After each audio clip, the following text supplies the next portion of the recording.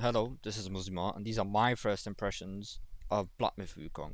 Now, my visually, this game looks really beautiful in terms of graphics, combat, everything that I've seen so far makes this game look beautiful, right? And there's no doubt about that. But one of the first things I want to cover is bugs. Bugs for me which are really annoying because at the start of the game, Wukong is meant to be at a title screen with him and his staff and his armor, his cool looking armor, but he wasn't there. It was just grass on the floor for me. And I was like, okay, he's not there, I'll just start the game. No, it would not even let me start the game. So I had to restart it a couple of times for it to work. That was really annoying to me. That was one of the bugs I had. I know other people had bugs in the later chapters, such as lag spikes, or in other words, frame spikes. And they had that, and it wasn't a good playing experience for them. But by now, they would have been patched, or there's very little to no bugs at all. Another thing is people are saying this is a Souls game. It's not. It's not at all a Souls game. They also said it's going to be hard. Well, it has similar aspects to a Souls game, but it's more closer to God of War, which I would say. And another thing is that it's really fast paced, and it focuses on a lot of dodges, which in Souls games like Elden Ring you can change your build. You want a heavy build, you're fast build. In this, you're just fast. You can't really change that. Mythology wise, this game is based off Chinese mythology. I think Journey to the West. It's based off that. And me myself, I love different mythologies like Norse and Greek from God of War.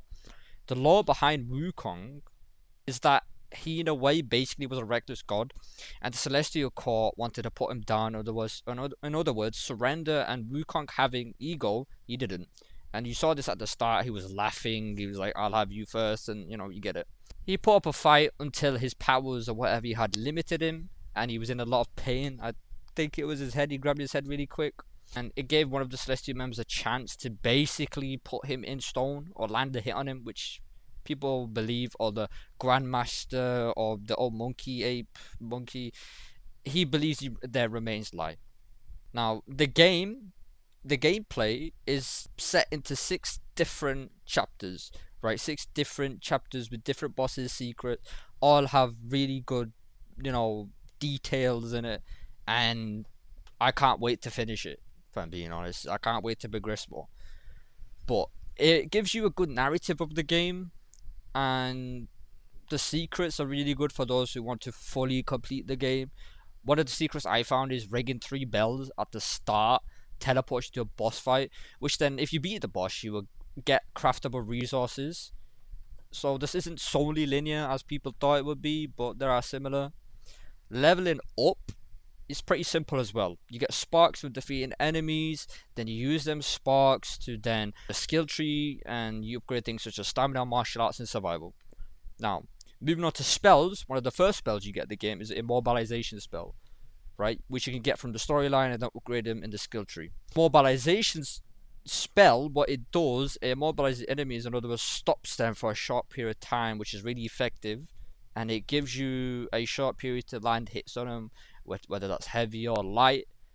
And another thing is, some of these bosses, they drop spirits, which then you can use.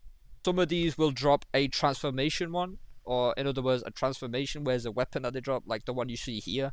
He drops some sort of double-edged sword or a staff. He drops it, and then you can use him, and he has his own skill sets and moves.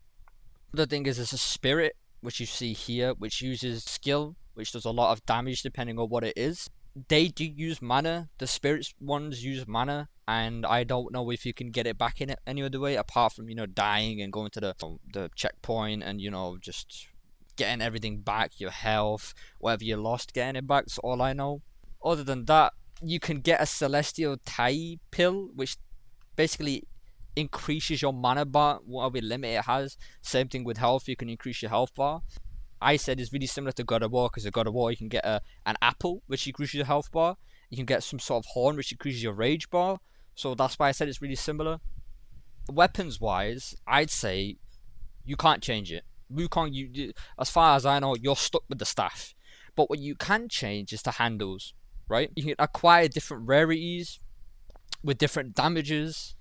Legendary, rare, you name it, uncommon. Not to mention the staff, in other words, your skill set, you have 3 different stances: pillar, thrust, and smash. You could use to advantage whoever you're fighting, wherever you need. If it's a big boss and you need range, switch to thrust. If you need to do a lot of damage, switch to smash. And if you want to be really high ground so he doesn't hit you, switch to pillar, which you can just infinitely grow. Not really infinitely, you have 4 focus points which you can grow your staff to, which elevates you pretty much off the ground a lot, and basically means you can't be hit by an enemy. But other than that, let's move on to armor.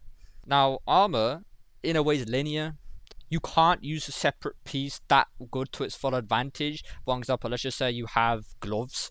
It won't be that good in terms of if you have the full set, because you get a set bonus which gives you extra stuff while you have the set. So, in that way, it's kind of linear, and which is kind of good but kind of bad if you think about it. Another thing I want to mention is Black Myth Wukong is a very time-based strategy game. If you do a heavy attack wrong, you can't cancel it, which means you will either die to a boss or hit or miss, which happened to me on the Black Bear boss at the end of chapter 1, right? I did a heavy attack and he just jumped into the air and belly bounced me and I just died. The thing is, perfect dodging gives a really satisfying sound, and it leaves an after image / a decoy when you do it. I don't know if this confuses the boss or enemy you're fighting. I don't. Though it's not as far I know. I don't think it does. But you can correct me in the comments. Tell me. Other than that, I'm just gonna give you a brief. The game's really fun. The combat's fast. It's fluid. The game has a lot of unique bosses. I'd say the combat is the best thing in this game. Forget the visuals, forget the content and stuff like that. I'd say the combat is the best thing in the game. People love the combat. Whether it's perfect dodging and whether it's different stances. I can't emphasize enough how much I'm enjoying this combat. And honestly, I can't wait to finish this game. That's all I'm saying. But that's all. Thank you for watching, and let me know what other games I should do a first impressions on. And that's it. Thank you. Take care.